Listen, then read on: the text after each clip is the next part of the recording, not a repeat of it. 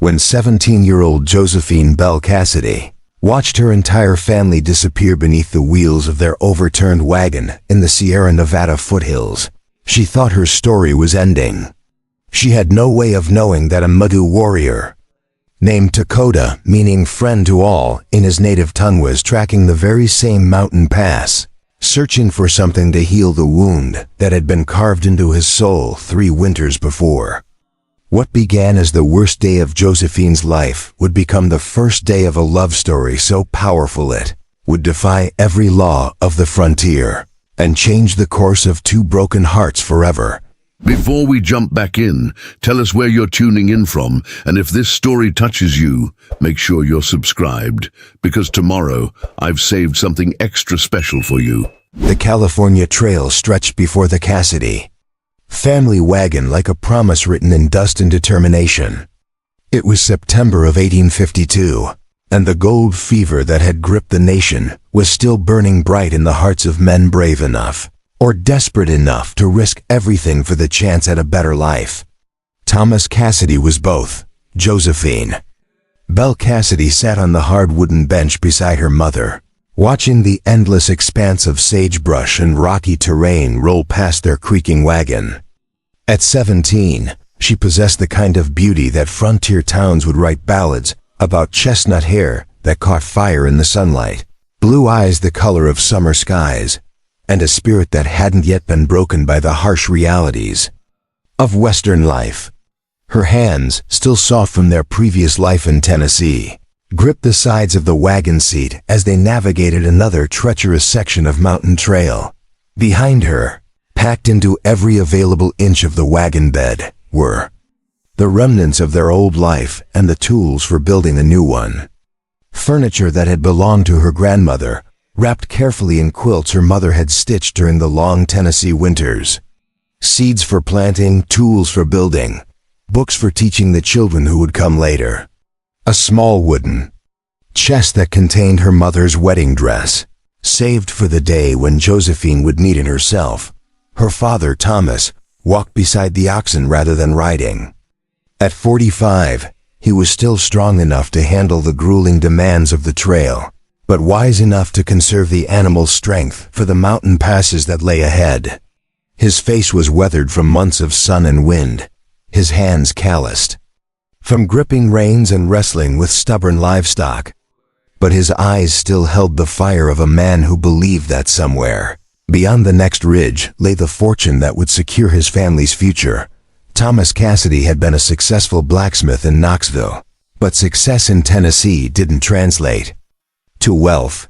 When news of the California gold strikes reached their small town, he'd listened to the stories with growing fascination.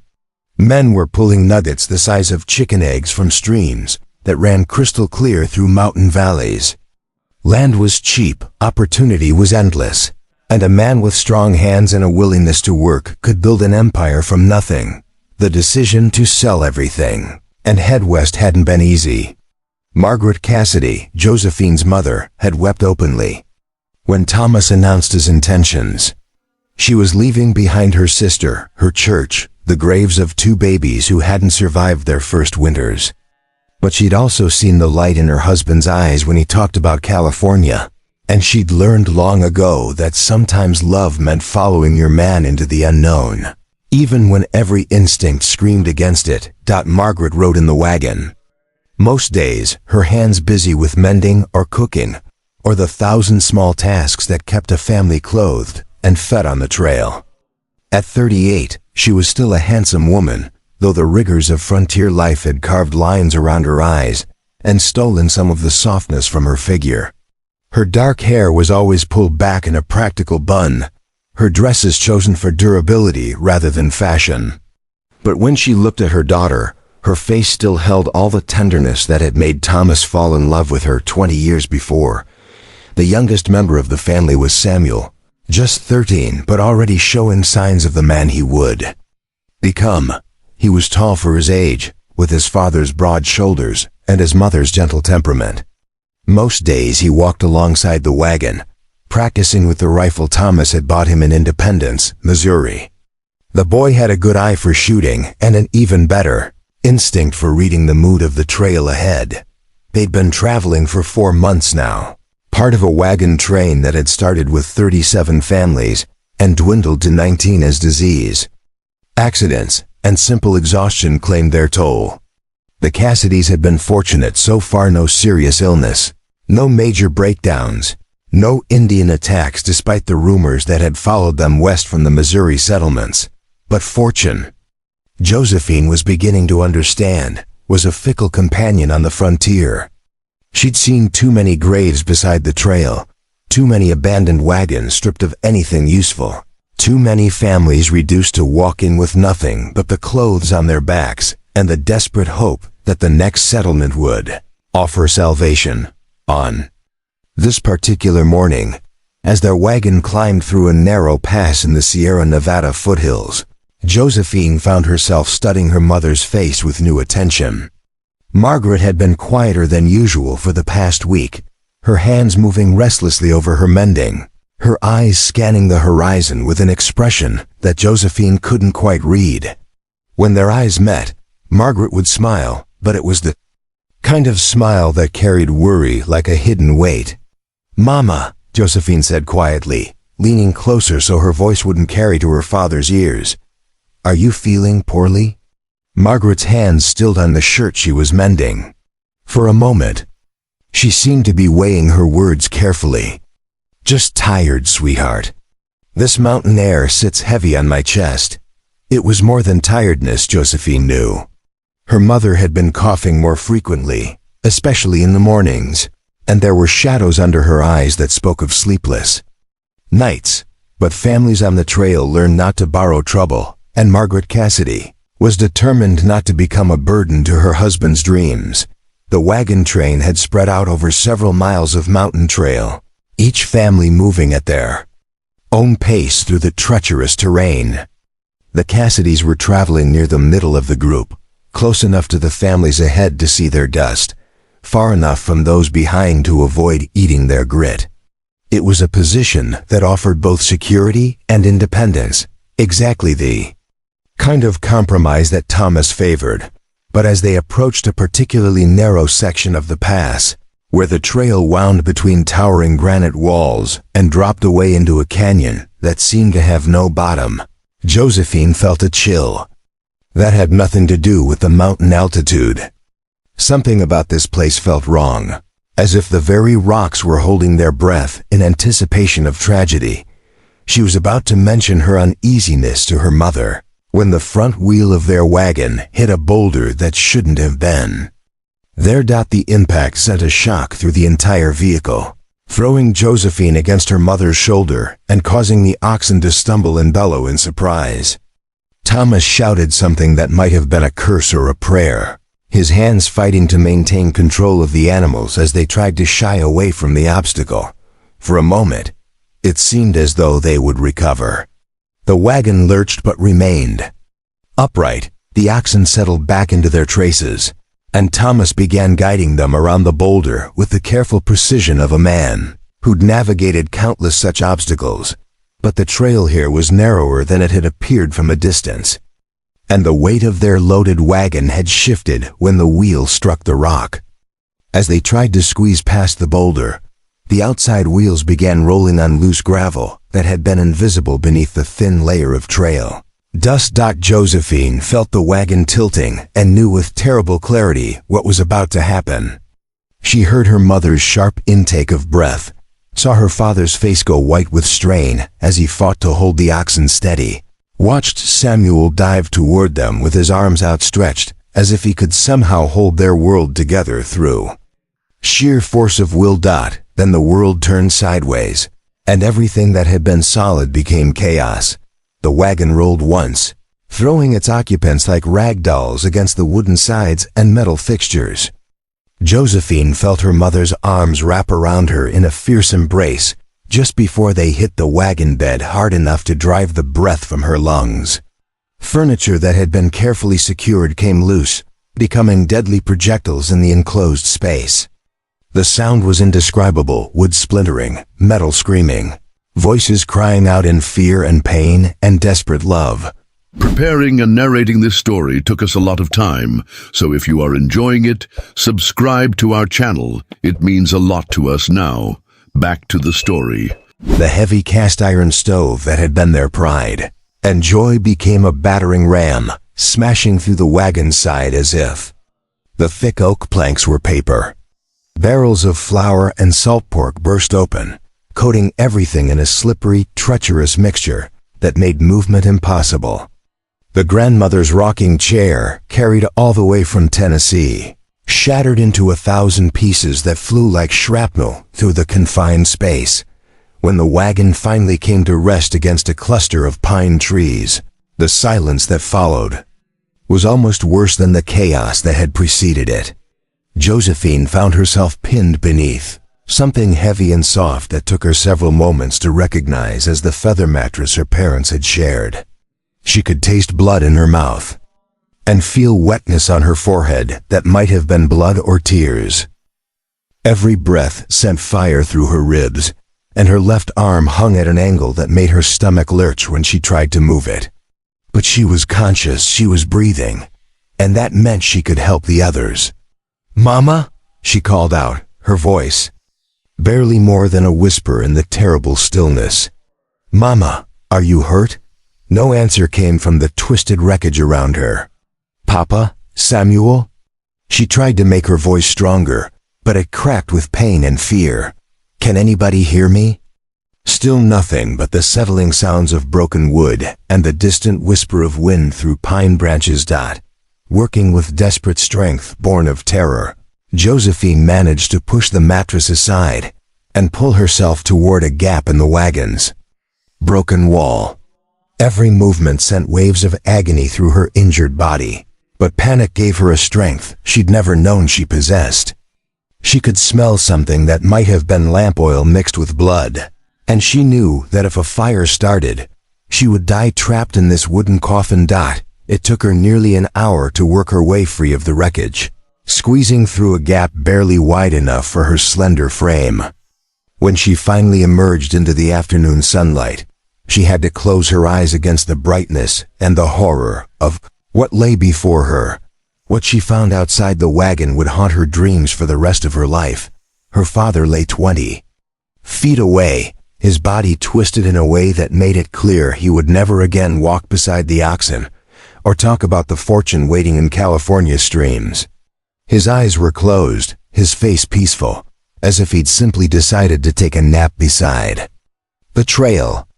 But the unnatural angle of his neck told a different story, and Josephine knew without touching him that Thomas Cassidy's dreams of California gold had died with him in the Sierra Nevada dust. Samuel was closer, his young face turned toward the sky with an expression of surprise rather than pain. One hand was still reaching toward the wagon, as if he'd died trying to help his family, even as his own life slipped away. At 13, he'd been just beginning to show signs of the man he might have become, tall and strong like his father, gentle and thoughtful like his mother. Now he would remain forever young, forever reaching for something he could never quite grasp. But it was her mother's fate that broke something fundamental in Josephine's heart. Margaret Cassidy had been thrown clear of the wagon during the first roll, and for a moment Josephine felt a wild surge of hope. If her mother had been thrown free, she might have survived the crushing weight that had claimed the others. But as Josephine stumbled closer, she saw the truth written in Margaret's still form and sightless eyes. Her mother lay beneath the wagon's broken tongue, the massive wooden beam that had connected their vehicle to the oxen. The impact had killed her instantly, but her face held an expression of infinite sadness, as if she'd seen her daughter's future in those final moments and grieved for all the things that would now never be. Josephine knelt beside her mother's body, cradling Margaret's head in her lap despite the screaming pain in her injured arm. The silence of the mountains pressed around her like a physical weight, broken only by the distant sound of other wagons continuing their journey, unaware that the Cassidy family's dreams had just been buried beneath tons of wood and iron and broken promises. For the first time since leaving Tennessee, Josephine Bell Cassidy was completely alone in a wilderness that stretched for thousands of miles in every direction. She was injured, without supplies, and so far from the main trail that her cries for help would never be heard by another human soul. The oxen that had pulled their wagon were gone, either killed in the crash or wandered away to die in the forest. What little food had survived the wreck was scattered and ruined, mixed with dirt and blood and the detritus of their destroyed life. Her father's rifle was broken in half, the stock splintered beyond repair. Even if she'd known how to use it, it would have been useless now. As the afternoon shadows began to lengthen, Josephine forced herself to think practically about survival. She was hurt, but not mortally so. Her arm was likely broken, her ribs were certainly cracked, and she had cuts and bruises over most of her body. But she could walk, she could think, and she wasn't bleeding badly enough to die quickly. Water was her most immediate need. She could hear the sound of a stream somewhere below the crash site, tumbling down from the mountain peaks toward the valley floor. If she could reach it, she could at least keep herself alive for a few days while she figured out what to do next. Food would be more difficult. She had no knowledge of what plants might be safe to eat, no experience hunting or trapping. The small game that she could hear rustling in the underbrush. The few preserved goods that had survived the crash wouldn't last more than a day, or two at most, but it was the approaching night that truly terrified her. She'd heard the stories around the campfires, tales of mountain lions and wolves, of bears that could tear a man apart with their bare claws. The nights were growing cold now, as autumn settled over the high country, and she had no proper shelter, no way to make fire, no protection against the predators that would surely be drawn by the scent of death. As she sat beside her mother's body, trying to summon the courage to leave her family's grave and search for water, Josephine Bell Cassidy had no way of knowing that she was being watched. High above the crash site, hidden among the granite outcroppings that crowned the mountain pass, a young Maidu warrior named Lakota had been observing the wagon train's progress with the patient attention of a hunter studying his prey. But as he witnessed the tragedy unfolding below, something shifted in his chest, a recognition of loss that spoke to his own recent grief. At 25, Lakota was considered one of the finest warriors of his people, though he no longer fought in the traditional sense. His battles now were against the emptiness that had consumed his life 3 winters ago, when white men's diseases brought by earlier wagon trains had swept through his village like wildfire. His wife, Ayanna, had been the first to fall ill. She was carrying their first child when the fever took hold, and Lakota had watched helplessly as both mother and unborn baby slipped away despite all the healing knowledge of his people.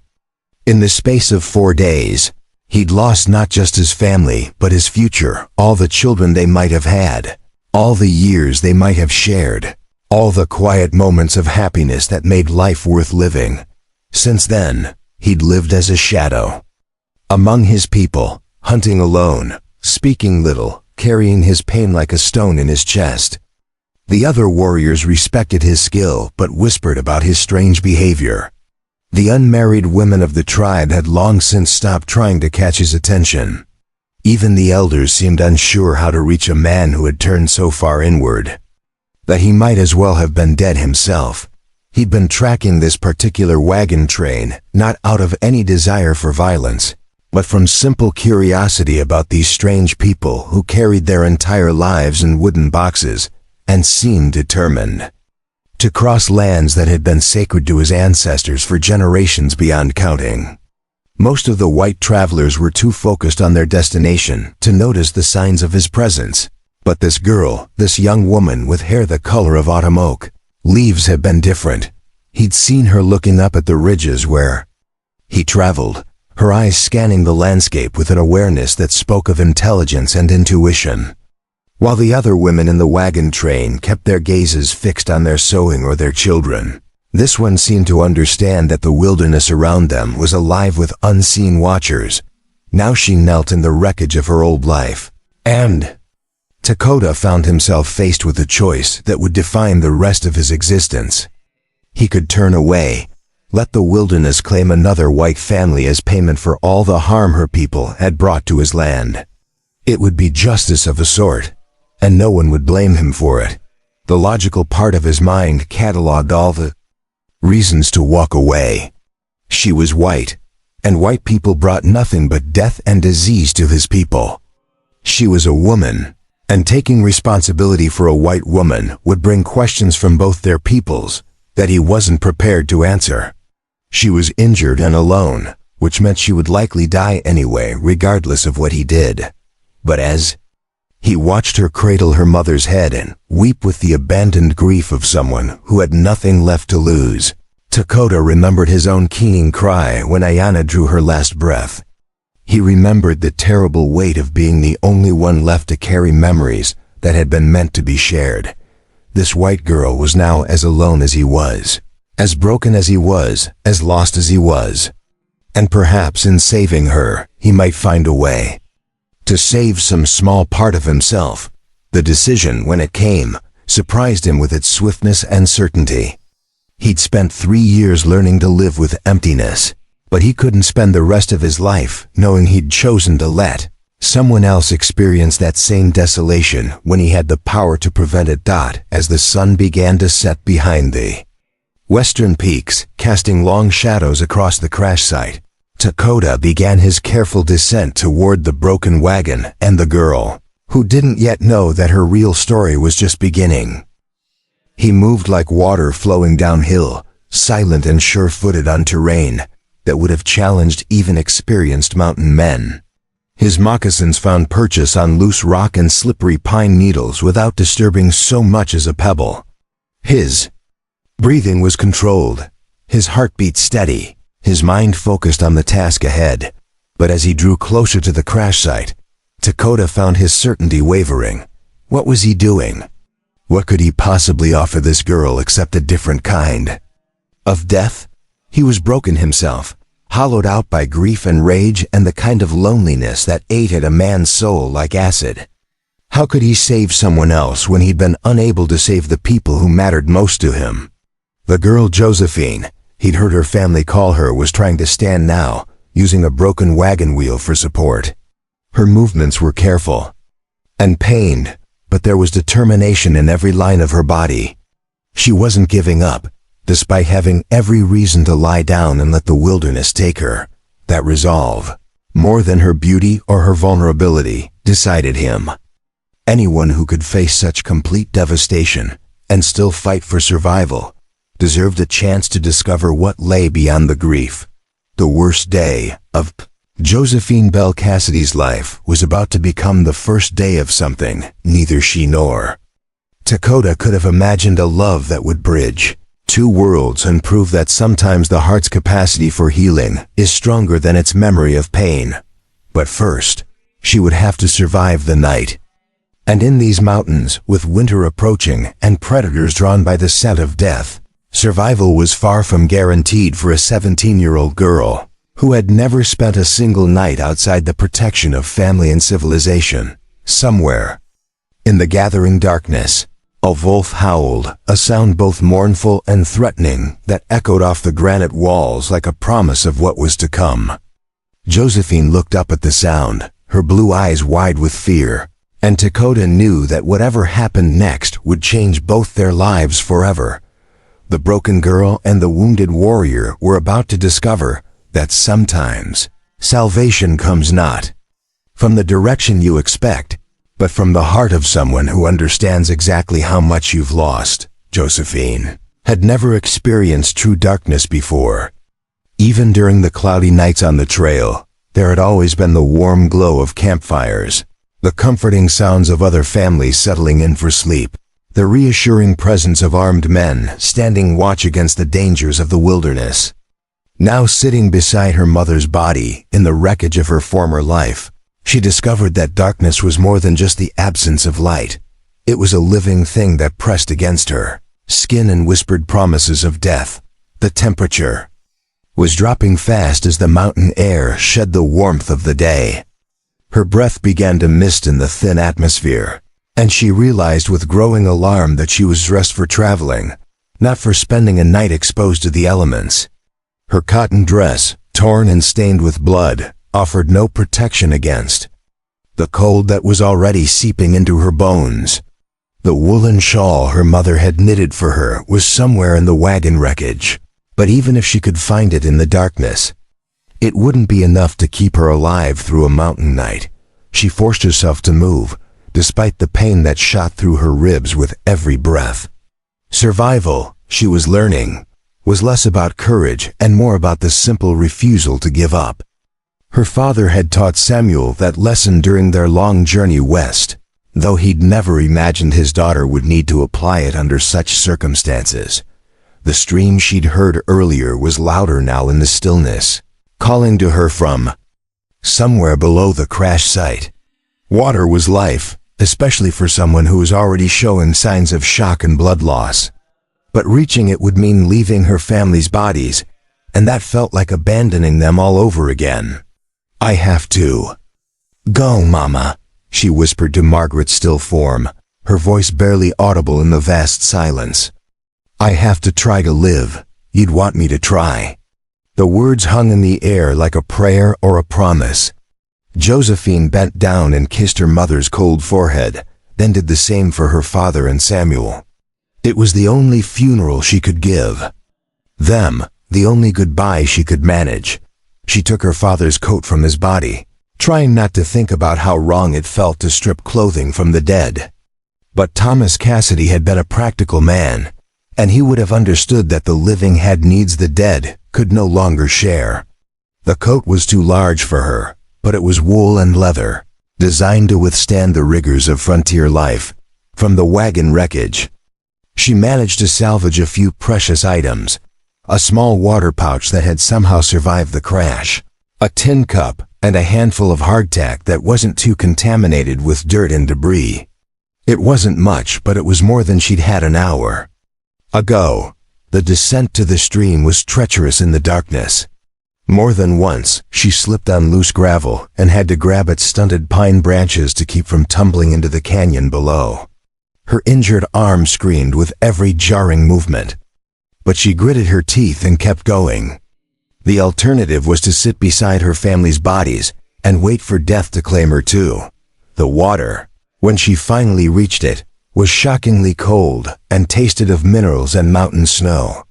She drank deeply, feeling strength flow back into her body with each swallow. The stream was shallow here, maybe 2 feet deep, flowing over smooth stones that glinted in the starlight. She used her cupped hands to splash water on her face and wash the worst of the blood from her cuts. It was while she was kneeling beside the stream that she first sensed she was being watched. The feeling came over her gradually, like the slow recognition of a familiar scent or sound. The back of her neck prickled with awareness, and she found herself scanning the darkness beyond the stream with growing unease. She saw nothing, heard nothing beyond the normal sounds of a mountain night, but the sensation persisted. "Hello?" She called out, her voice thin and uncertain. "Is someone there?" Only silence answered her, but it was the kind of silence that feels occupied, pregnant with unseen presence. She thought of the stories she'd heard around the wagon train's campfires, tales of mountain lions that could stalk their prey for hours without making a sound, of Indian warriors who could move through the forest like ghosts. Fear gave her the strength to climb back up to the crash site faster than she'd descended. Whatever was out there in the darkness, she felt safer near the familiar wreckage of her family's wagon. Even if that safety was purely psychological. She found a relatively sheltered spot beneath the overturned wagon bed, where the wooden floor created a crude lean-to against the mountain wind. It wasn't warm, but it was warmer than being completely exposed. She wrapped herself in her father's coat and tried to make herself as small as possible. Conserving body heat, the way she'd seen animals do. Sleep was impossible. Every sound in the forest seemed magnified in the darkness: the hoot of an owl, the rustle of small creatures in the underbrush, the crack of cooling wood from the wagon wreckage. But underneath it all was something else, a presence that never quite materialized into anything she could see or hear directly. She was being watched. She was certain of it now.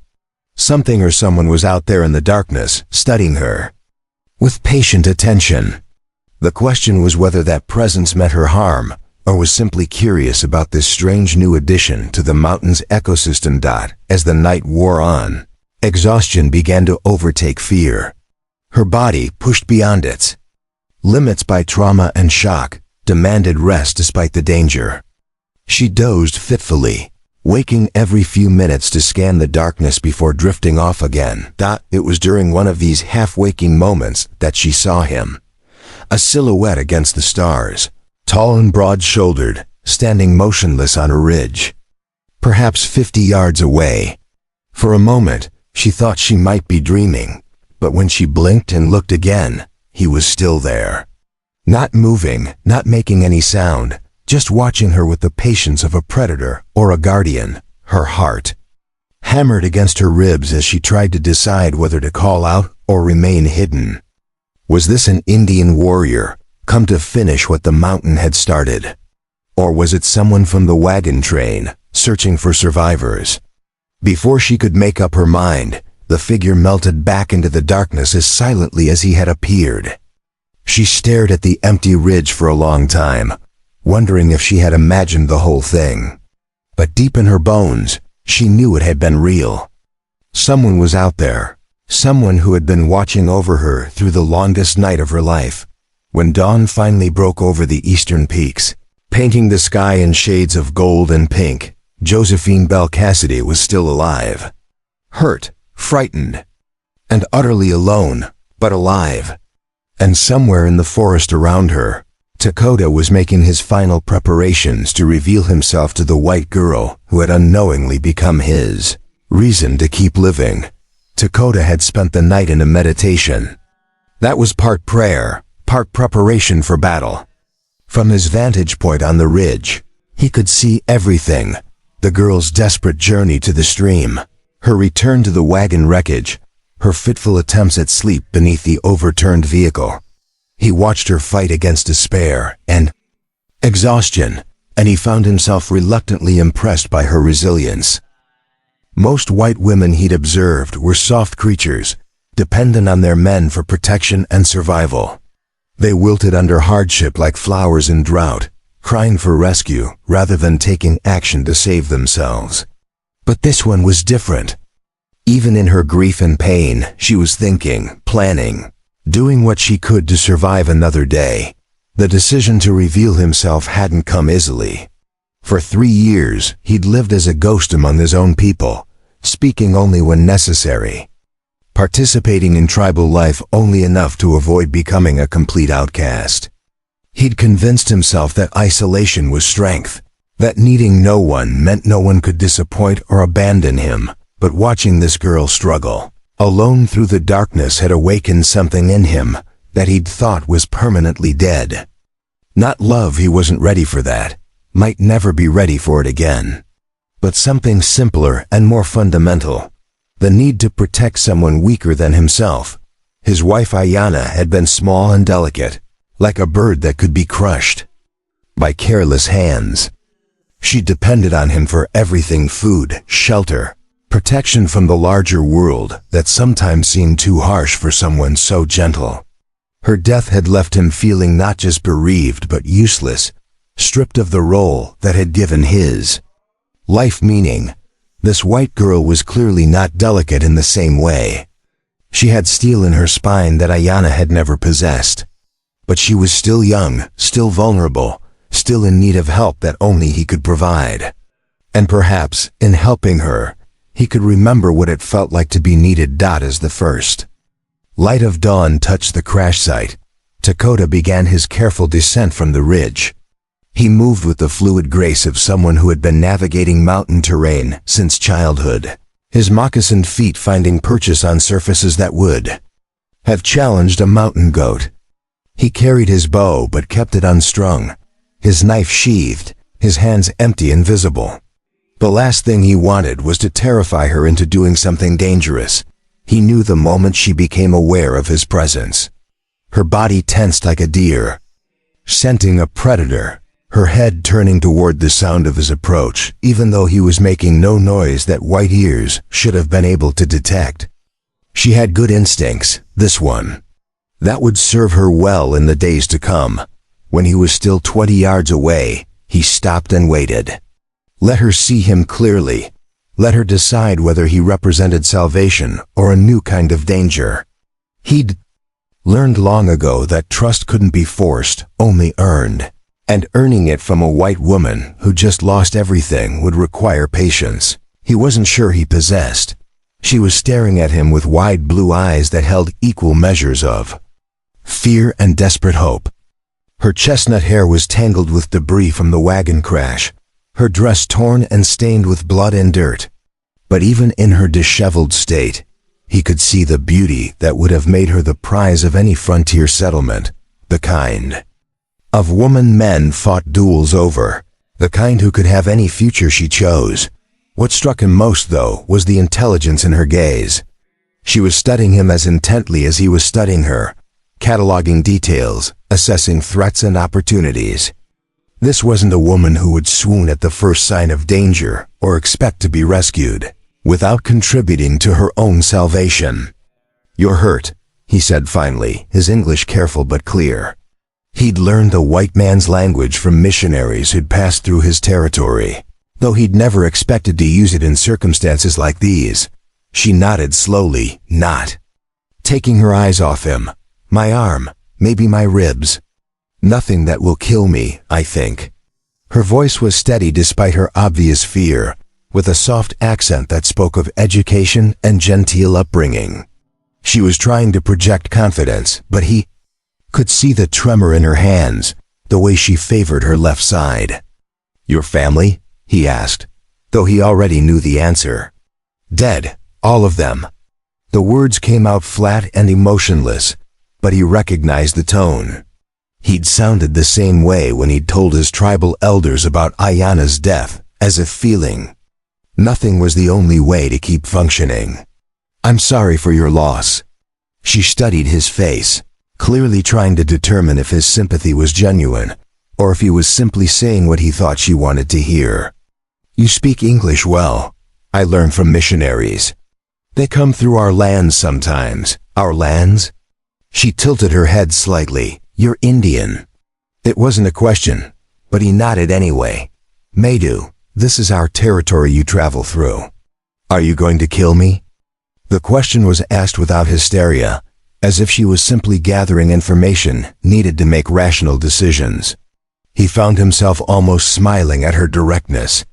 "If I wanted you dead, you would be dead already. I watched you all night." "That? Was you on the ridge?" "Yes, why?" It was a fair question, one he wasn't sure he could answer honestly. Why had he spent the night watching over a white stranger when he should have been focused on his own concerns? Why had he abandoned his carefully maintained isolation for someone who represented everything he'd learned to distrust? "Because you reminded me of someone I used to know," he said finally. It wasn't the whole truth, but it was as much as he was prepared to share. She absorbed this information with the same careful attention she'd given everything else. "What do you want from me?" "Nothing. I want to help you." "Why?" "Because you need help, and I can give it." "What's the price?" Dakota felt something twist in his chest at the question. It revealed so much about her world, about the way white people viewed relationships. Everything was a transaction, a negotiation, a contract with terms and conditions. The idea that someone might help another person simply because it was the right thing to do seemed foreign to her. "No price," he said, "just help." She continued to study his face, and he had the uncomfortable feeling that she was seeing more than he intended to reveal. This girl had depths that weren't immediately apparent, layers of intelligence and intuition that made her more formidable than her young age suggested. "I don't even know your name," she said finally. "Dakota." "It means friend to all in my language." "Josephine." "Josephine Bell Cassidy." She paused, then added, "My friends call me Josie." The offer of a nickname was a small gesture of trust, but he recognized it as such. She was testing the waters, seeing if he would respond to her overture of familiarity. "Josie," he repeated, tasting the name. It was softer than Josephine, more intimate. "Are you strong enough to travel?" "I think so. Where would we go?" "Somewhere safe, somewhere you can heal." She looked back at the wagon wreckage, at the grave she would have to leave unmarked. "I can't just abandon them. The dead don't need you anymore. The living do. Who needs me? Everyone I loved is gone." Dakota felt the weight of her despair like a physical blow. He'd asked himself the same question in the months after Ayana's death, had found no answer that satisfied him. But looking at this girl now, he realized that sometimes the answer wasn't about who needed you. It was about who you needed to become. "You need you," he said quietly. "The person you were before this happened, she's still in there. But she needs time to heal, and she needs help to survive long enough to remember who she is." Josie was quiet for a long moment, her gaze moving between Dakota's face and the wreckage of her family's wagon. He could see the war playing out behind her eyes, the part of her that wanted to give up fighting against the part that refused to surrender. "If I come with you," she said finally, "what happens then? Where do we go? What do we do?" "We survive," Dakota said simply. "One day at a time we survive. And maybe, if we're fortunate, we figure out how to live again." It wasn't much of a promise, but it was honest. He couldn't offer her a return to her old life, couldn't guarantee her safety or happiness or any of the things she'd lost. But he could offer her time to grieve, time to heal, time to discover what kind of person she would become now that everything familiar had been stripped away. "All right," she said, her voice barely above a whisper. "All right, I'll come with you." Leaving the crash site was harder than either of them had anticipated. For Josie, it meant abandoning the last physical connection to her family, the last tangible proof that her old life had been real. For Dakota, it meant accepting responsibility for another person's welfare, something he'd sworn never to do again. They worked together in awkward silence to salvage what they could from the wagon wreckage. Dakota's experience as a hunter and survivor made him efficient at identifying useful items, while Josie's knowledge of her family's possessions helped them locate things that might not have been obviously valuable to someone else. They found a small cache of tools that had been protected by a wooden crate, a hatchet, a knife, a coil of rope, and a fire steel that would be worth its weight in gold in the wilderness. Josie insisted on taking her mother's sewing kit and a small leather-bound journal that had belonged to her father. Dakota didn't argue with her choices, understanding that sometimes the things that kept you human were more important than the things that kept you alive. The bodies were a problem neither of them wanted to discuss directly. Josie clearly wanted to bury her family properly, but they lacked the tools and time to dig graves in the Rocky Mountain soil. Dakota finally suggested they gather stones too. Build cairns not perfect, but better than leaving the bodies completely exposed to scavengers. It took them 2 hours to complete the task, working mostly in silence except for Josie's occasional directions about which stones to place where. When they were finished, she stood before the 3 mounds for a long moment, her lips moving in what might have been a prayer or a final farewell. "They would have liked California," she said suddenly. "Papa always talked about the orange groves. How you could pick fruit right off the trees year-round. Mama wanted to see the ocean, and Samuel." She stopped, her voice catching. "Samuel just wanted to see everything." Dakota didn't know what to say to that, so he said nothing. In his experience, words were poor comfort for the kind of loss she was experiencing. Time and distance and the simple act of continuing to breathe, those were the only things that helped, and even they didn't heal so much as teach you how to live with the wound. When she was ready, they began their journey deeper into the mountains. Dakota set a pace that was careful but steady, checking frequently to make sure Josie could keep up. Her injured arm was clearly causing her significant pain, but she gritted her teeth and pushed forward without complaint. They traveled mostly in single file, with Dakota leading and Josie following in his footsteps. The terrain was challenging, even for someone in perfect health. Rocky slopes, fallen trees, dense undergrowth that caught at clothing and skin. But Dakota knew these mountains like other men knew their own backyards, and he chose their route with care. They stopped frequently for rest, though neither of them acknowledged that the breaks were for Josie's benefit. During these pauses, Dakota would point out landmarks or interesting features of the landscape, slowly beginning the process of teaching her how to read the wilderness around them. "See that tree there, the one with the broken top?" he said during one such stop, pointing to a lightning-struck pine on a nearby ridge. "That's a landmark. If you ever get lost in this area, that tree will help you find your way." Josie followed his gaze and nodded. "How do you remember all of this?" "It all looks the same to me. Practice and necessity. When getting lost means dying, you learn to pay attention." "Is that what happened to your wife? Did she get lost?" The question caught him off guard. He'd mentioned Ayanna indirectly earlier, but he hadn't expected Josie to pick up on the reference, much less ask about it directly. "No," he said after a moment. "She died of white man's disease, brought by wagon trains like yours." He regretted the words as soon as they left his mouth. The last thing he wanted was to make Josie feel responsible for tragedies that had nothing to do with her personally. But she didn't react with the guilt or defensiveness he might have expected. "I'm sorry," she said simply. "That must have been terrible." "It was. Is that why you live alone?" "Partly." She waited for him to elaborate, but when he didn't, she let the subject drop. It was a kindness he hadn't expected from someone so young. This ability to recognize when a topic was too painful to pursue. They walked in comfortable silence for a while after that, each lost in their own thoughts. The afternoon sun was warm on their backs, and the mountain air carried the scent of pine and wildflowers. Under different circumstances, it might have been a pleasant hike through beautiful country. As they climbed higher into the mountains, the terrain became more challenging, but also more spectacular.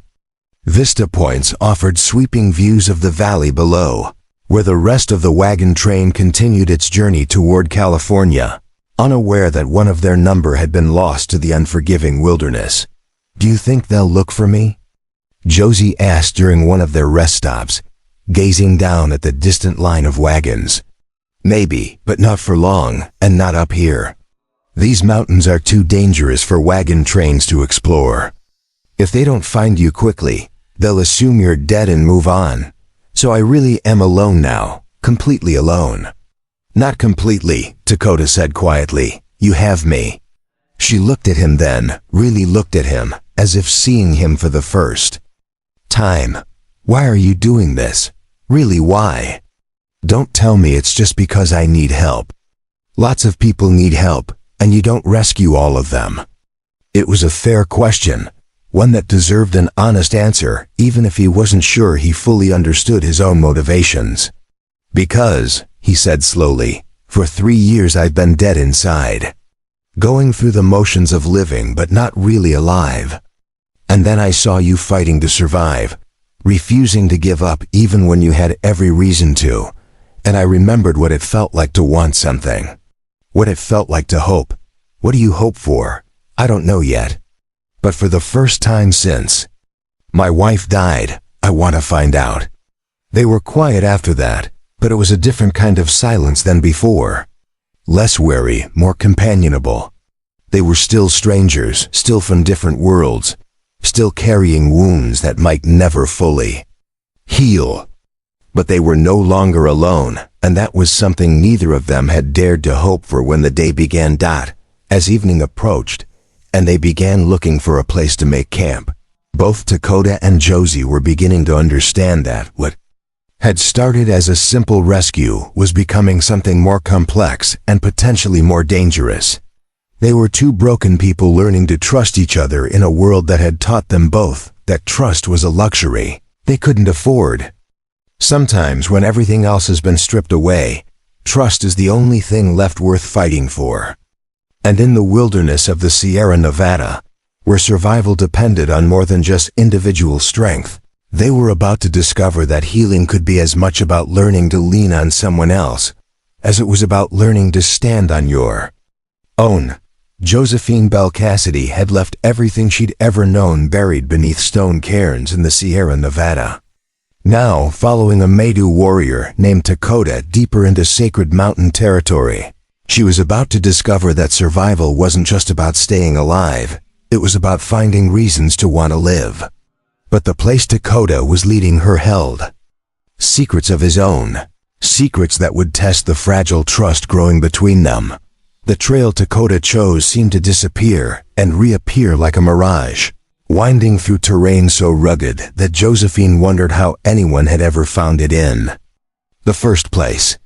They'd been climbing steadily for 3 hours since leaving the crash site, moving through landscape that grew more spectacular and more forbidding with every step. Ancient granite walls rose around them, like the ruins of some impossible cathedral, carved by millennia of wind and water into shapes that seemed almost deliberate in their beauty.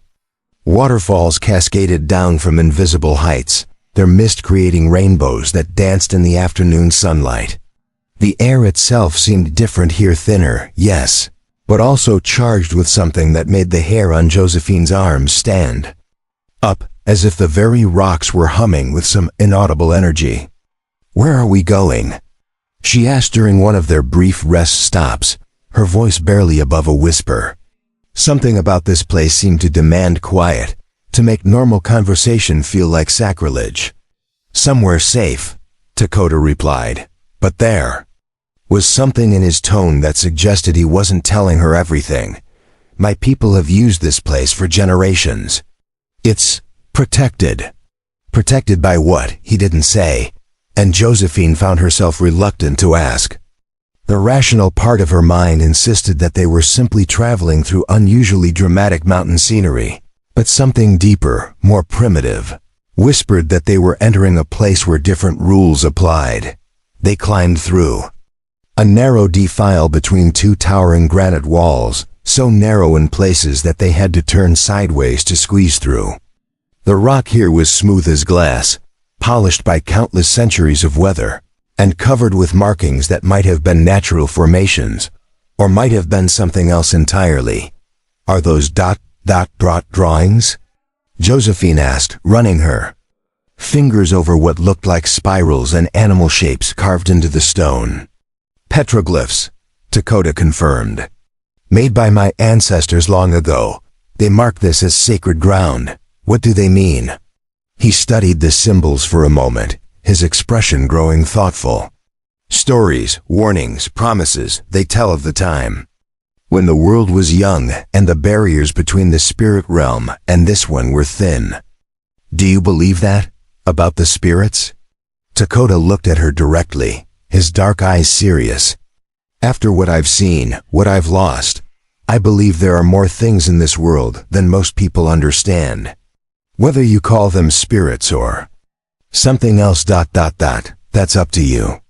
They emerged from the defile onto a natural platform that took Josephine's breath away.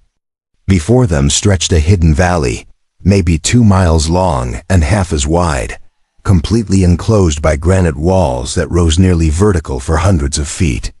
It was like discovering a secret room in a house she thought she knew, a place that couldn't possibly exist, but somehow did.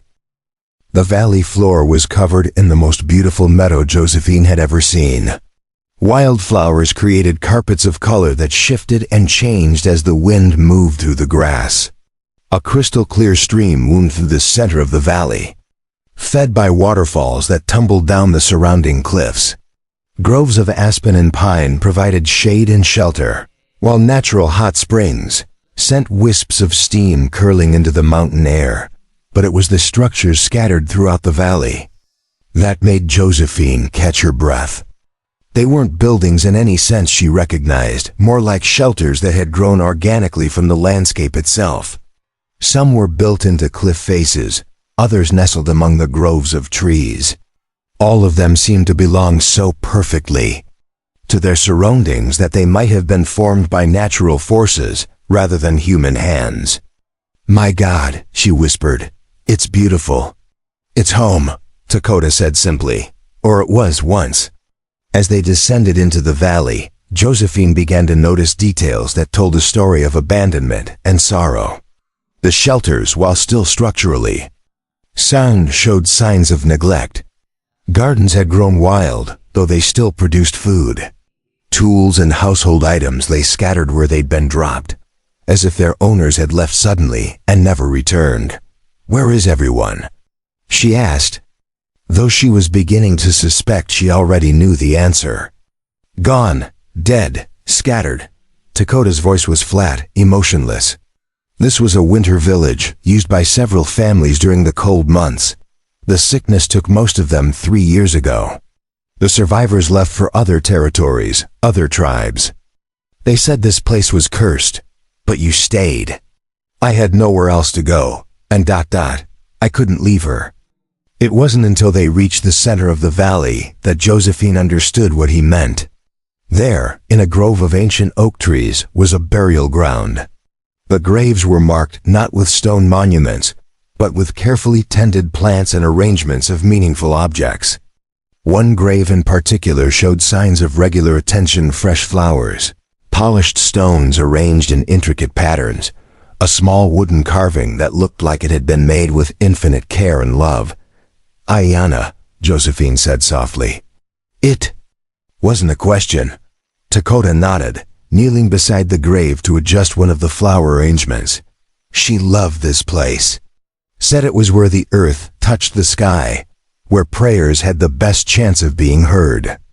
Watching him tend to his wife's grave with such gentle devotion, Josephine felt something shift in her understanding of this man who had saved her life.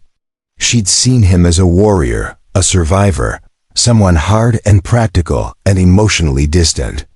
But the tenderness with which he cared for this sacred space revealed depths she hadn't suspected. "You've been alone here for 3 years?" she asked. "Mostly. Sometimes hunting parties pass through, but they don't stay long. Most of my people believe the spirits here are angry, that they bring only death and sorrow to the living." "What do you believe?" Dakota was quiet for a long moment, his hands still moving among the flowers and stones. "I believe this place holds memory. Good memories and bad ones, joy and sorrow all mixed together. It's not cursed, just ...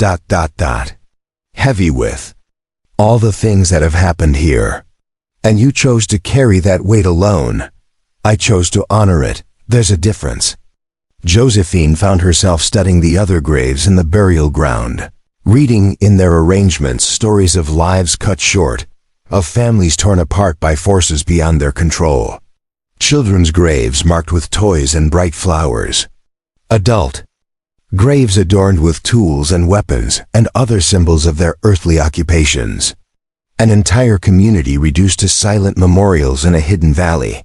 "I understand now," she said quietly. "Why you helped me. It wasn't just kindness or even loneliness. You recognized something." "What did I recognize?" "Grief, the kind that doesn't have anywhere to go. That just sits inside you like a stone, because there's no one left who understands what you've lost." Dakota looked up from his wife's grave, his dark eyes meeting hers directly. "Yes, that's exactly what I recognized." They set up camp in one of the abandoned shelters, a structure built into the base of the cliff that offered protection from wind and weather while still allowing views of the entire valley. The shelter was simple but well designed, with sleeping areas carved into the rock, storage niches for food and tools, and a fire pit that drew smoke up through a natural chimney in the stone dot. As evening approached, Dakota showed Josephine how to gather edible plants from the wild gardens and how to catch fish from the stream using techniques his people had perfected over generations. It was practical instruction, but it was also something more, an initiation into a way of life that was completely foreign to everything she'd known growing up in Tennessee. "The valley provides everything we need," he explained as they prepared. Their simple meal over the fire. Food, water, shelter, medicine. My ancestors chose this place because they understood that true wealth isn't what you can take from the land, but what the land gives freely to those who know how to receive it. It sounds like paradise, Josephine said, then immediately regretted the words. Paradise was a place without death or loss, and this valley had seen plenty of both. Paradise, Dakota repeated thoughtfully. I suppose it was for a while. But paradise isn't a place, Josie, it's a feeling. A sense that you belong somewhere, that you're part of something larger than yourself. And that feeling can be destroyed by circumstances, no matter how beautiful the surroundings. They ate in companionable silence as the sun set behind the western rim of the valley, painting the granite walls in shades of gold and crimson. The first stars began to appear in the narrow strip of sky visible between the cliffs, brighter than any stars Josephine had ever seen from the flat plains of Tennessee. Tell me about your wife, she said finally. What was she like? Dakota set down his bowl, his expression growing distant. She was gentle, kind to everyone, even people who didn't deserve it. She believed in the goodness of others even when they disappointed her. And she had this way of finding joy in small things, the way sunlight looked on water, the sound of wind in the trees, the taste of wild berries. She sounds wonderful. She was everything I wasn't. Where I was hard, she was soft. Where I was suspicious, she was trusting. Where I saw problems, she saw possibilities. He paused, staring into the fire. I used to think we balanced each other perfectly. Now I realize she was carrying most of the weight. What do you mean? I mean I defined myself by my ability to protect her, to provide for her, to shield her from anything that might hurt her. But I was so focused on being her strength that I never learned to find strength in her, and when she died. He shrugged. Helplessly. I had no idea who I was without that role. Josephine studied his profile in the firelight, seeing in his expression echoes of her own recent loss. I think I understand. I spent my whole life being Thomas Cassidy's daughter, Margaret. Cassidy's daughter, Samuel's big sister. I knew exactly who I was and where I fit in the world. And now you have to figure out who Josephine Bell Cassidy is when she's not defined by her relationships to other people. Exactly, and I have no idea where to start. Maybe that's not such a bad thing, Dakota said quietly. Maybe having to rebuild yourself from nothing gives you the chance to become someone you actually want to be, instead of someone you're expected to be. Is that what you're doing here, rebuilding yourself? I've been trying to, not very successfully, until now. The admission hung between them, charged with implications neither of them was quite ready to explore. They were both wounded, both lost, both carrying grief that seemed too heavy for any one person to bear. But somehow, sharing that weight made it feel slightly more manageable. Can I ask you something? Josephine said after a while. Of course. When you found me at the crash site, what made you decide to help?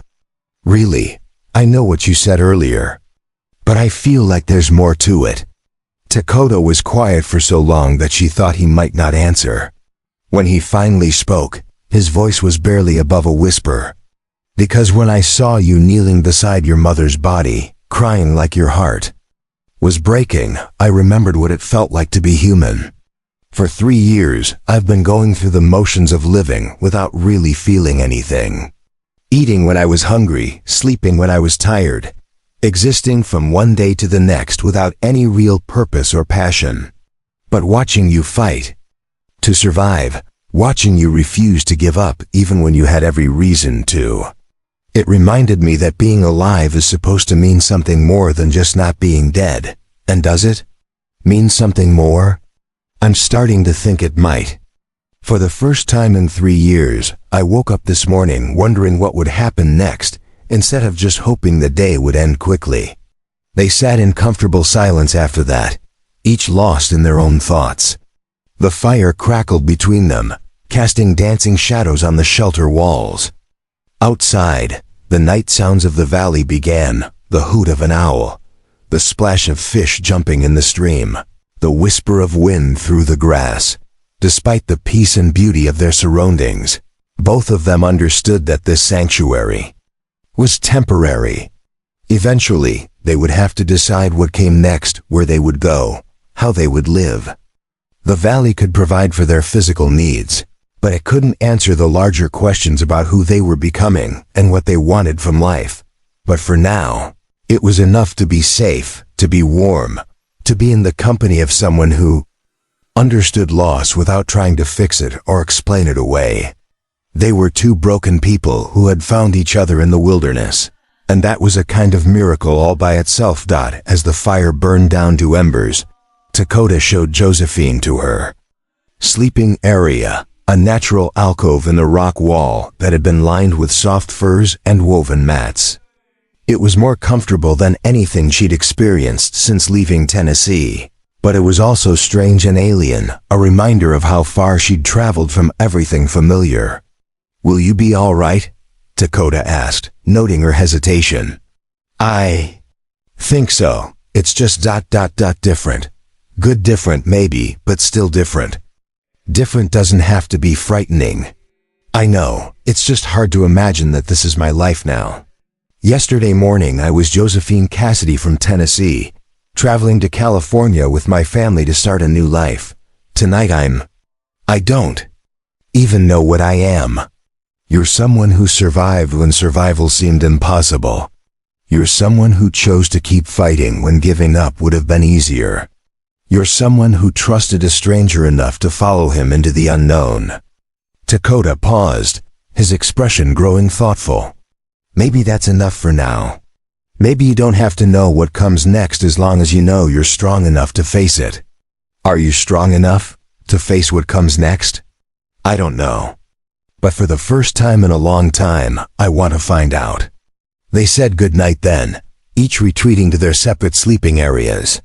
But neither of them fell asleep quickly. They lay awake listening to the sounds of the valley, thinking about the day's revelations, wondering what morning would bring. For Josephine, the hidden valley represented safety, but also uncertainty.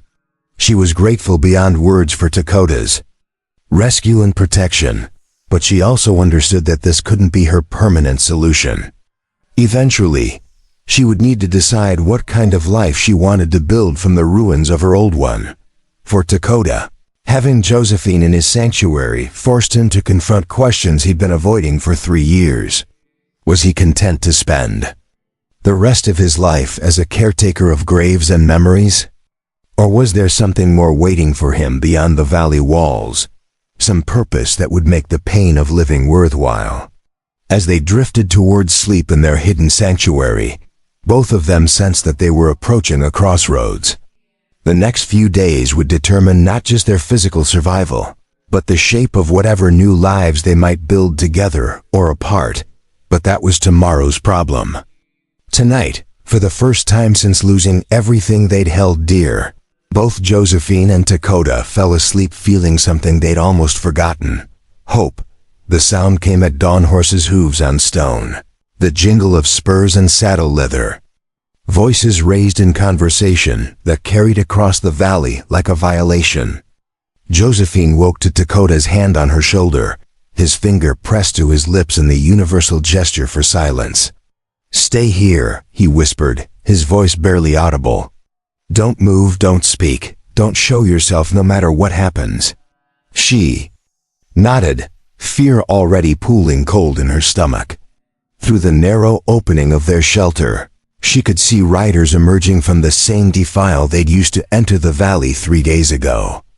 6 men on horseback, all heavily armed, all carrying themselves with the casual arrogance of people accustomed to taking what they wanted.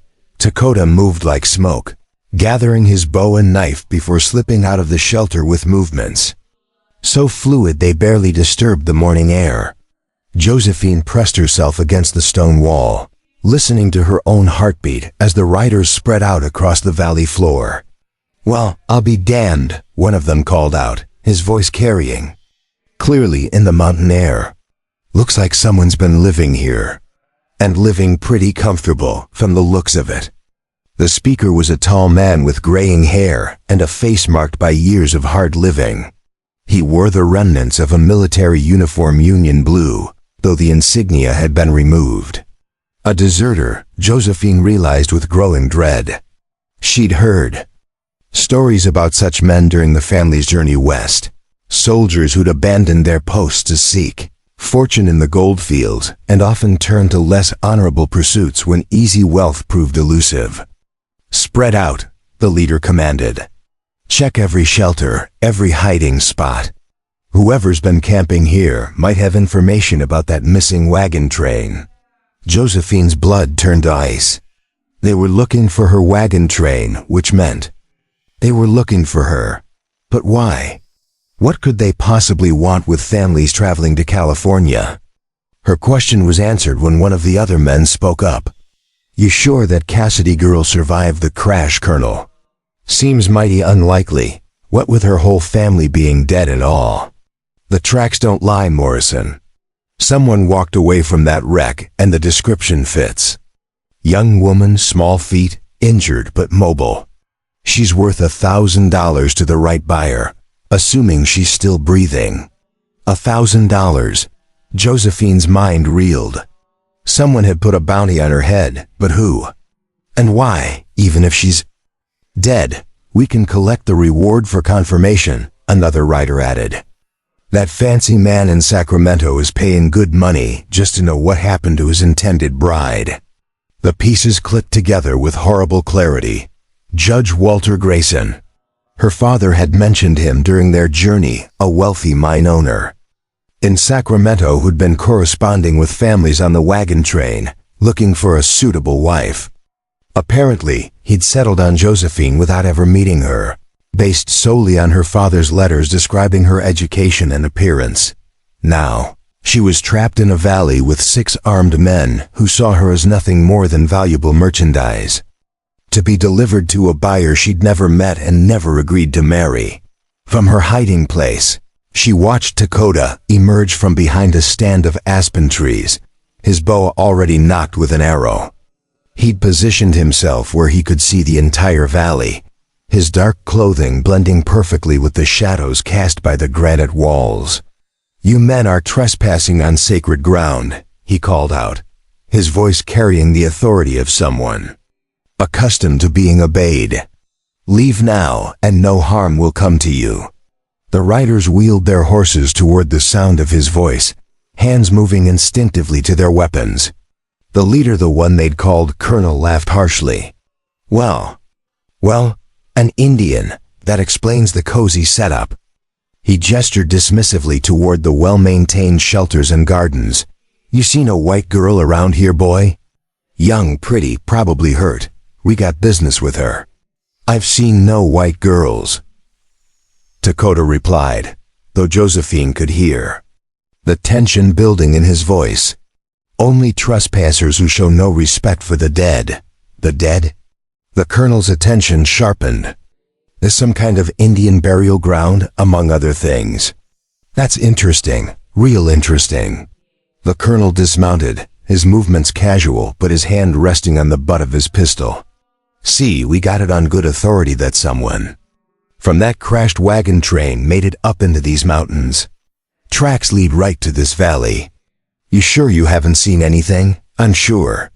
The lie hung in the air like a challenge, and Josephine could see the moment when the Colonel decided he wasn't buying it. His expression hardened, and he gestured to his men. "Morrison, check those shelters. Reynolds, you and Jackson search the burial ground. Might be she's hiding among the graves. The rest of you, keep your eyes open for any sign of recent habitation." "I wouldn't do that if I were you," Lakota said. Quietly, his bow now raised and aimed directly at the Colonel's chest. The Colonel barely glanced at the weapon. "1 arrow against 6 rifles, those aren't good odds, boy." "Good enough." What happened next unfolded with the terrible inevitability of a landslide. The man called Morrison approached one of the abandoned shelters, his rifle held ready. Lakota's arrow took him in the shoulder, spinning him around and sending his weapon clattering across the stone ground. The sound of gunfire erupted across the valley as the remaining riders opened fire, their bullets chipping granite and splintering wood around Dakota's position. But he was no longer where they were shooting. He'd moved again, using the terrain like a weapon, appearing and disappearing among the rocks and trees with the fluid grace of someone who knew every inch of the battleground. From her hiding place, Josephine watched in horrified fascination as Dakota systematically picked apart the attacking force. Another arrow found its mark, this one bringing down one of the horses and trapping its rider beneath the animal's weight. A third arrow caught the man called Jackson in the leg as he tried to use the burial ground for cover, sending him limping toward his companions with curses that echoed off the valley walls. But 6 against 1 were still terrible odds, no matter how skilled the one might be. Sooner or later, Dakota would make a mistake or run out of arrows, or simply be overwhelmed by the sheer volume of return fire. And then what would happen to her? The answer came sooner than she'd hoped. A lucky shot from one of the riflemen caught Dakota in the left arm, sending him stumbling into the open just long enough for the colonel to get a clear shot with his pistol. The bullet caught Dakota high in the chest, spinning him around and dropping him to his knees behind a fallen log. Josephine could see blood spreading across his shirt, could hear his labored breathing, even from her hiding place 50 yards away. "Got the red bastard!" the colonel shouted triumphantly. "Reynolds, Morrison, secure the area. The rest of you, find that girl. She's got to be here somewhere." But as the men spread out to search the valley, Dakota wasn't finished. With his last arrow, he took careful aim at the colonel's horse, sending the animal rearing and bucking in pain and terror. The panicked horse crashed into 2 of the other mounts, creating a chaos of snorting, kicking animals and cursing men. In the confusion, Dakota managed to reach the concealed entrance to a cave system that honeycombed the valley walls. Josephine watched him disappear into the darkness, leaving a trail of blood on the stone that the searchers would surely find. "Damn it," the colonel snarled, fighting to control his wounded horse. "He's holed up in the caves. We'll never dig him out of." "There, what about the girl?" Morrison asked, one hand pressed to his wounded shoulder. "She's here somewhere, has to be. An injured Indian doesn't travel alone with a white woman, unless there's something between them worth protecting." The casual assumption in his voice made Josephine's skin crawl, but she forced herself to remain still and silent as the men began their systematic search of the valley. They were thorough and methodical, checking every shelter, every hiding place, every shadowed alcove where someone might conceivably take refuge. It was only a matter of time before they found her.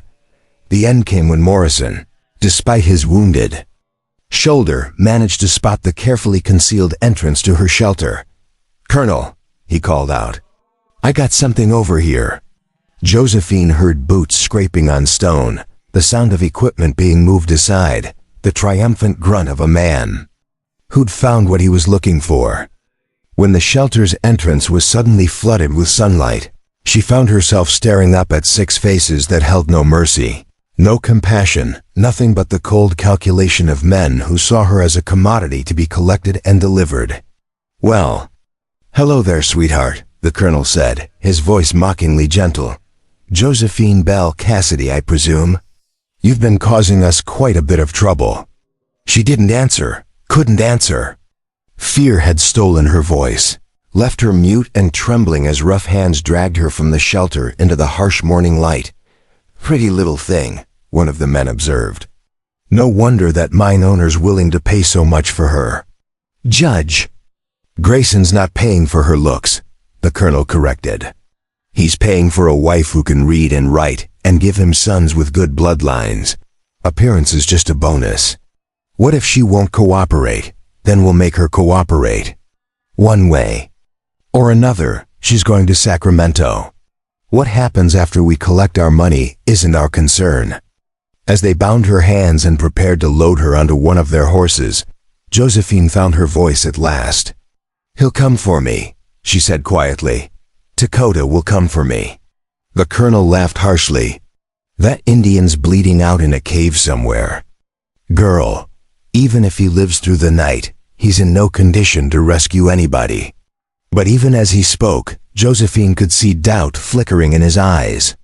Dakota had already proven himself more formidable than they'd expected. Wounded or not, he represented a threat they couldn't entirely dismiss. "Mount up," the colonel ordered. "We're leaving now, before that red bastard decides to cause us any more trouble." As they prepared to ride out of the valley, Josephine took one last look at the sacred ground that had briefly been her sanctuary. Somewhere in the caves above, Dakota was fighting for his life, bleeding and alone.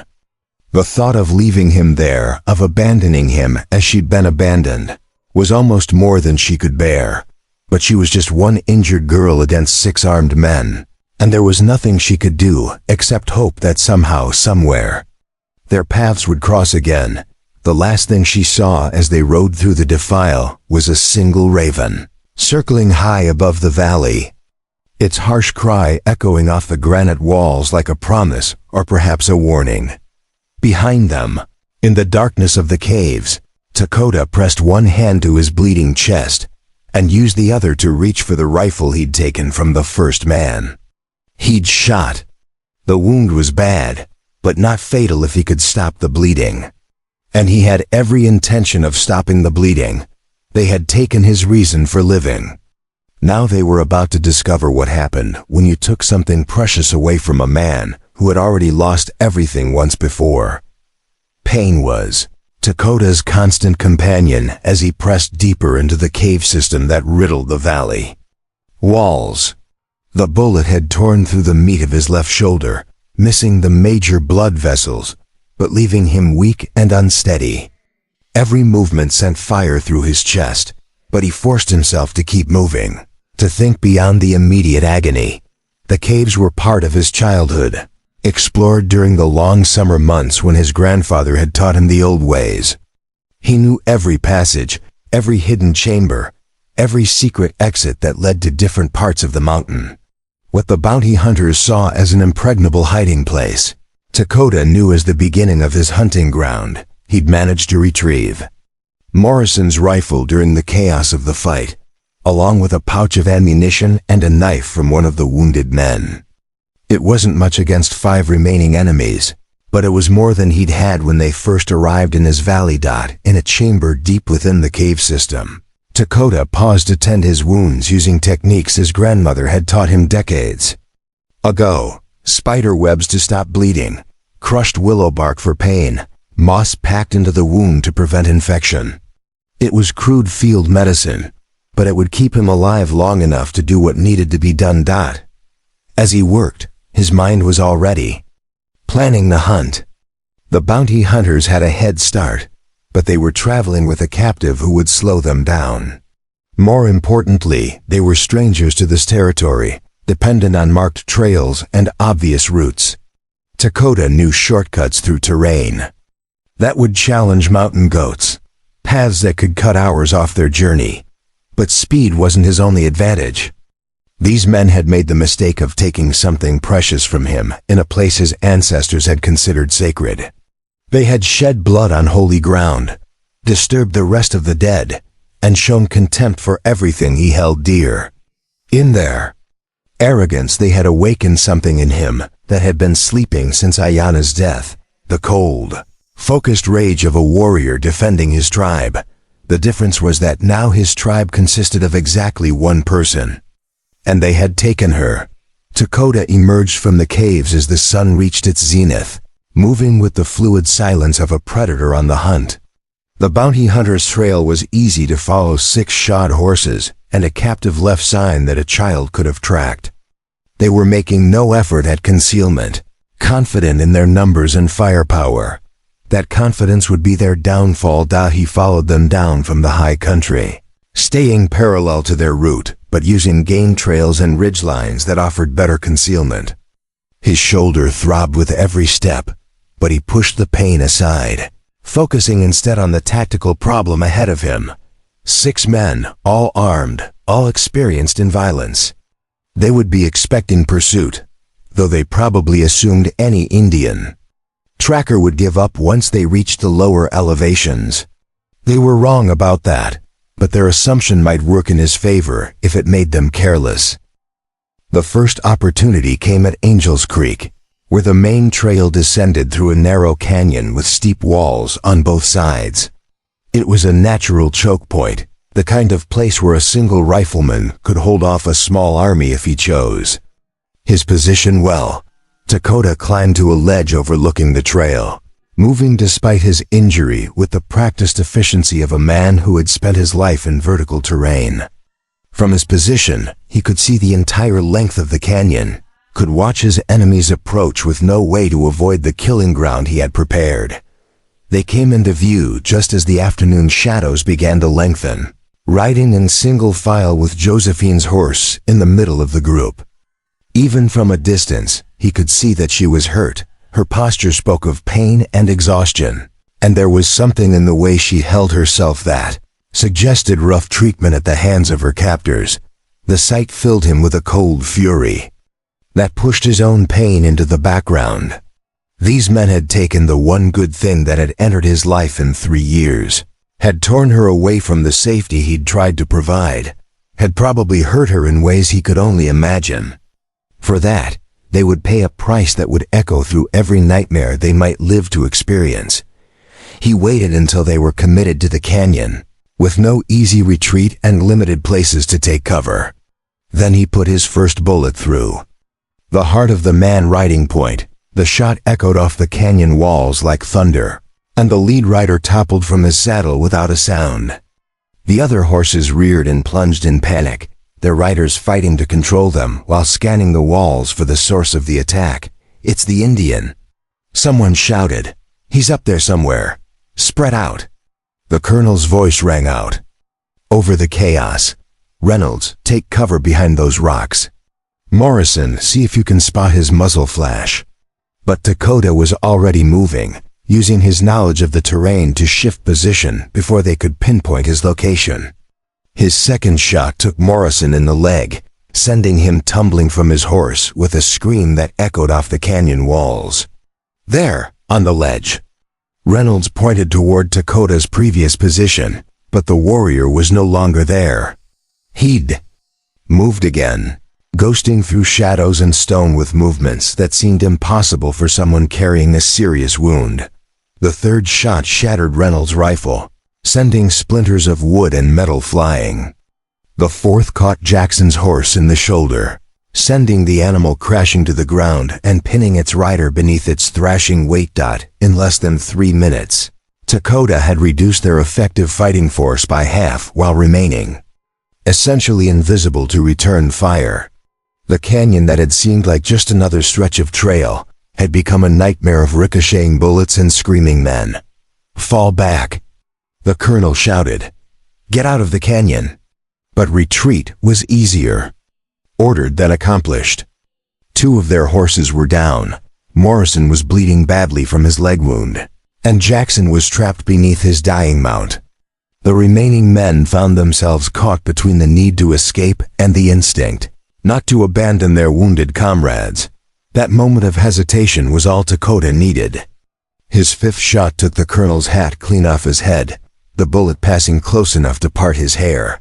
It was a message more than an attack. "I could have killed you, but I chose not to. Yet, leave the girl." Dakota's voice rang out from somewhere above them, amplified by the canyon walls until it seemed to come from everywhere at once. "Leave her and ride away, and you might live to see another sunset. Like hell." The colonel snarled, but there was fear in his voice now. "She's worth $1,000. She's worth your lives, all of them." To emphasize his point, Dakota put another bullet into the ground between the colonel's feet, close enough to spray him with dirt and stone fragments. The psychological warfare was working. These men were used to being the hunters, not the hunted. They were accustomed to having advantages in numbers and firepower, not to being picked apart by an enemy they couldn't see or predict. The canyon that had seemed like open ground now Felt like a trap, with death lurking behind every shadow, but the colonel wasn't ready to give up his prize. "Morrison, can you ride?" "I think so," Morrison gasped, one hand pressed to his bleeding thigh. "Then get Jackson out from under that horse, and let's get out of here. We'll take our chances in open country." It took them 10 precious minutes to free Jackson from beneath his dead mount, 10 minutes during which Dakota could have killed them all if he'd chosen to. Instead, he watched and waited, letting them exhaust themselves with the rescue effort while he conserved his strength for what was to come. When they finally managed to get their wounded mounted on the surviving horses, with Josephine still bound and helpless in their midst, Dakota was ready for the next phase of his hunt. They rode hard out of the canyon, pushing their exhausted horses toward what they hoped would be the safety of open ground. But Dakota knew this country better than they knew their own names, and he was already moving to intercept them at the next logical camping spot. The real hunt was just beginning. As evening fell over the Sierra Nevada, both hunter and hunted were preparing for what they knew would be the final confrontation. The bounty hunters had found a defensible position on a rocky hilltop, with clear fields of fire in all directions and good cover for their wounded. It was a smart tactical choice, but it also meant they were trapped with limited supplies and no easy escape route. Dakota circled their position like a wolf studying a herd of wounded elk, noting their defenses, counting their remaining ammunition, watching for patterns in their guard rotations. His shoulder was a constant source of agony, but he'd learned to function despite pain during his warrior training years ago. From his hiding place among the rocks below their camp, he could hear fragments of conversation carried on the night. "Whined. Should have left her and run when we had the chance. Double quotes. Double quotes. $1,000 is worth the risk. Never seen anything like it. Moves like a damn ghost. If we can make it to the trading post at Willow Creek. They were scared, which was good. Scared men made mistakes, took unnecessary risks, turned on each other when the pressure became too great. But they were also desperate, which made them dangerous in unpredictable ways. Josephine was the wild card in all of this. He could see her silhouette against their campfire, could tell from her posture that she was alert and aware despite her bonds. She was watching, waiting, ready to act if the opportunity presented itself. The opportunity would come soon. Dakota could feel it building like a storm on the horizon, the inevitable convergence of all the forces that had been set in motion. When these men had dared to violate his sanctuary, tomorrow would bring the final reckoning, the moment when all debts would be paid and all questions answered. And when the sun set tomorrow night, either Josephine would be free and safe in his arms, or they would both be dead on the unforgiving stone of the Sierra Nevada. There was no third option, and Dakota preferred it that way. Uncertainty was the enemy of decisive action, and he had no room in his heart for anything but absolute commitment to her rescue. The wounded wolf had found his prey. Now it was time to finish what they had started. Dawn came to the mountains like a slow-burning fire, painting the granite peaks in shades of gold and crimson. From his position among the rocks below the bounty hunter's camp, Dakota watched the sun climb toward the eastern horizon and knew that this would be the day everything changed. His shoulder had stiffened during the cold mountain night, but the bleeding had stopped and his mind was sharp with the clarity that came from absolute purpose. He'd spent the dark hours planning his assault, considering every angle, every possibility, every way the confrontation could unfold. The bounty hunters had chosen their position, well, a flat-topped hill surrounded by open ground, with good visibility in all directions and plenty of cover among the scattered boulders. It was exactly the kind of defensive position any military man would select when facing an unknown enemy with superior mobility. But they'd made one crucial mistake. They'd assumed they were facing a conventional adversary, someone who would attack from a predictable direction using recognizable tactics. They had no idea they were dealing with a man who'd been taught warfare by ancestors who'd fought enemies on this very ground for 1,000 years before the first white man ever saw the Pacific Ocean. Dakota's assault began not with bullets or arrows, but with something far more unsettling: silence. The normal sounds of morning in the mountains simply ... stopped. No bird calls, no rustle of small animals in the brush, no whisper of wind through the trees. It was as if the entire wilderness had drawn a collective breath and was waiting for something terrible to happen. You hear that? Morrison's voice was tight with anxiety as he scanned the rocks below their position. His wounded leg was wrapped in bloody cloth, and he moved with the careful stiffness of a man fighting constant pain. Hear what? Jackson replied, though his own unease was evident in the way his hands kept moving to check his weapons. Nothing, that's what's wrong. It's too quiet. The colonel emerged from behind a boulder where he'd been studying the approaches to their position. His face was haggard with fatigue and stress, and there were new lines around his eyes that spoke of a man beginning to understand the true cost of his greed. It's psychological warfare, he said, but his voice lacked conviction. Indians do this, try to spook you into making mistakes. Don't let him get in your heads. But it was already too late for that. The unnatural silence pressed against them like a physical weight, making every small sound seem amplified and threatening. When Reynolds accidentally kicked a pebble while shifting position, all 4 remaining men spun toward the sound with their weapons raised. "This is insane," Morrison muttered. "We should have left the girl and run when we had the chance." "Shut up," the colonel snapped. "He's just one man, wounded. We can handle one wounded Indian." "Tell that to Williams," Jackson said, gesturing toward the wrapped body of their fallen comrade. "Tell that to—" He never finished the sentence.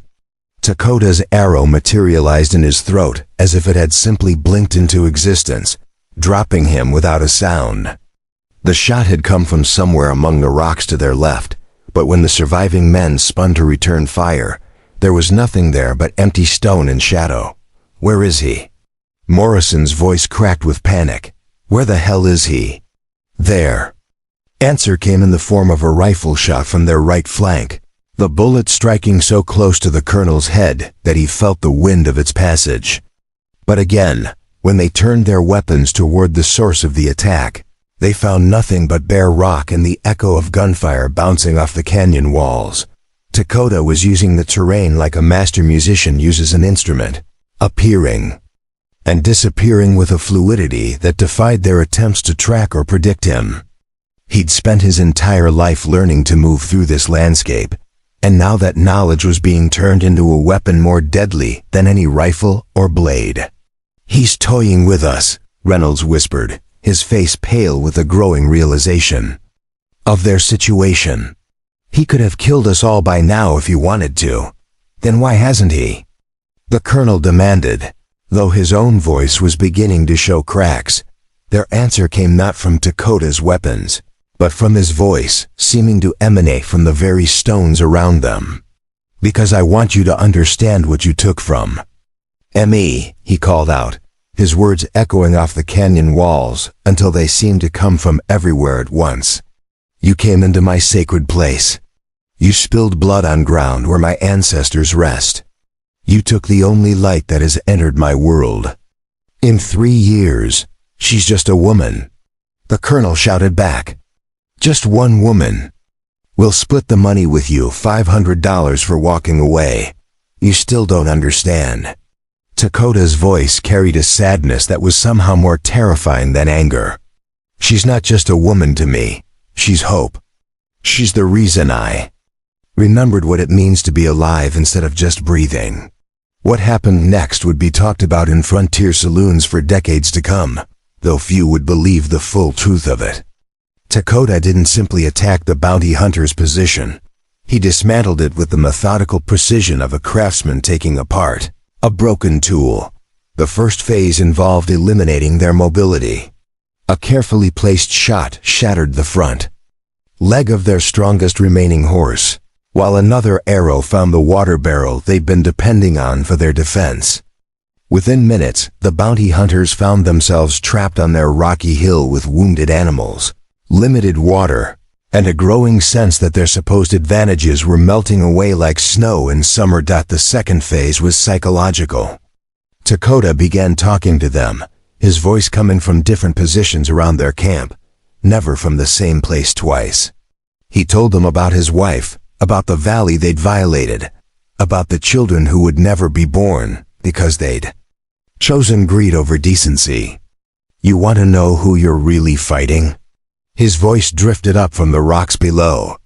My name is Lakota, son of Winona, grandson of Chief Sequoia, who fought your people when this land was still free. I am the last keeper of the sacred valley, and you have trespassed on ground that has been holy for 1,000 generations. We don't care about your history. The colonel shouted, but his voice was cracking now. We just want our money, and I just want my reason for living back. The third phase was surgical. One by one, Lakota began eliminating their weapons. A shot would ring out, and suddenly Morrison's rifle would be spinning away into the rocks, its barrel split by a perfectly placed bullet. Reynolds would reach for his pistol only to find the holster empty. The weapon somehow vanished during a moment of distraction. By the time the sun reached its zenith, the three surviving bounty hunters found themselves effectively disarmed, trapped on a barren hilltop with no water, no escape route, and a wounded enemy who had somehow turned their fortress into a prison. Please, Morrison finally called out, his voice hoarse with desperation. We'll leave her. We'll go away and never come back. Just let us live. You had that chance yesterday, Lakota replied. You chose money over mercy. Now you get to live. With the consequences of that choice, what do you want? The colonel demanded. I want justice for the sacred ground you defiled. I want payment for the blood you spilled. But mostly, I want the woman you stole returned to me unharmed.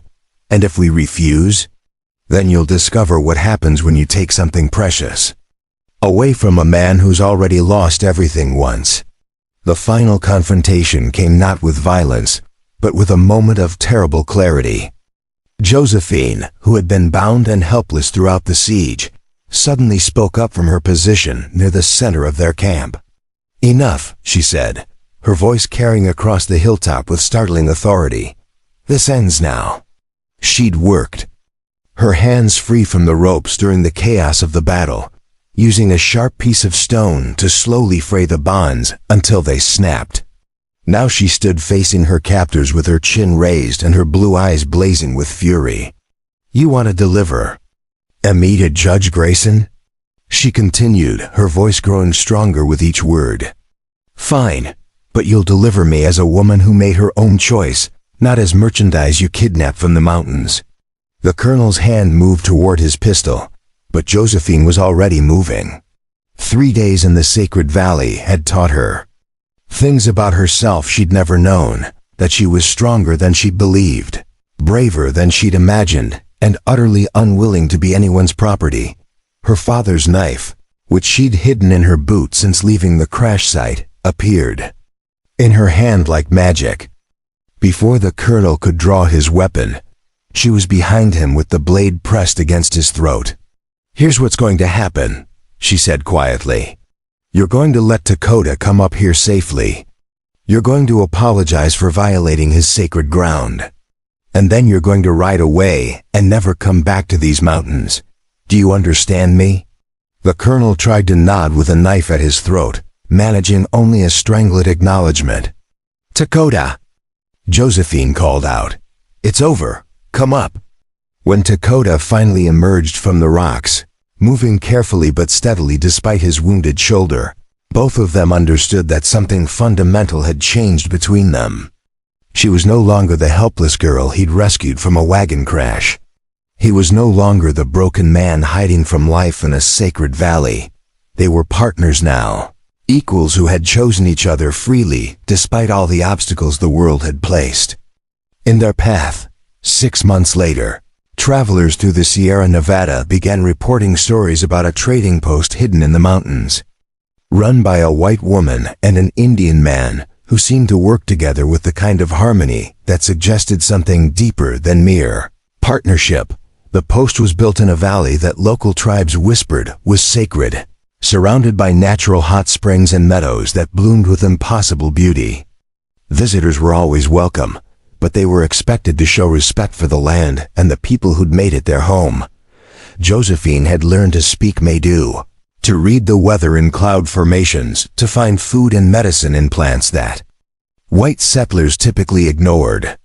She'd also learned that strength came not from independence, but from choosing the right person to depend on. Lakota had learned that healing wasn't about forgetting the past, but about building something worthy of those you'd lost. Every day he spent with Josephine was a gift to Ayana's memory, proof that love didn't die with the beloved, but could bloom again in new soil. They'd built their trading post on the site where the sacred valley opened onto the main trail, offering supplies and guidance to travelers, while protecting the holy ground deeper in the mountains. It was a life that honored both their worlds, acknowledging the differences while celebrating what they shared. The bounty hunters had kept their word and never returned. Word had spread through the criminal community about what happened to men who violated sacred ground and threatened the woman who'd become known as the Eternal Blossom, the white flower that had taken root in Indian soil and somehow made both gardens more beautiful. On quiet evenings, when the last travelers had moved on and the trading post was closed for the night, Josephine and Lakota would sit by their fire and talk about the future they were building together. Sometimes they spoke of the children they might have, sometimes of the travelers they'd helped, sometimes of the dreams that had survived when everything else was lost. "Do you ever regret it?" she asked one night as they watched the stars emerge over the mountain peaks. "Choosing this life? Choosing me?" Lakota pulled her closer, his arms strong and warm around her shoulders. "I regret that it took so much loss to find you. But regret choosing you? Never. Even though I'm not Ayana?" "No," he said quietly. "You're not Ayana, you're Josephine. And Josephine is exactly who I needed to become the man I was meant to be." She kissed him then, soft and gentle under the starlight, and understood that some love stories don't begin with meeting the right person. Sometimes they begin with becoming the right person, with learning to heal enough to love again, with choosing to build something beautiful from the ruins of everything you once thought you needed. Their love hadn't been forged in ease or comfort. It had been hammered out on the anvil of shared loss, tempered in the fire of mutual respect, and polished by the daily choice to see past the barriers that separated their worlds, and in a valley where ancient spirits still walked and travelers found refuge from the harshness of frontier life. Two broken souls had discovered that the most powerful medicine for a wounded heart wasn't time or distance or forgetting. It was the courage to love again, even when you'd already lost everything once, even when the price of love might be everything you had left to give. Up next, you've got two more standout stories right on your screen. If this one hit the mark, you won't want to pass these up. Just click and check them out. And don't forget to subscribe and turn on the notification bell so you don't miss any upload from us.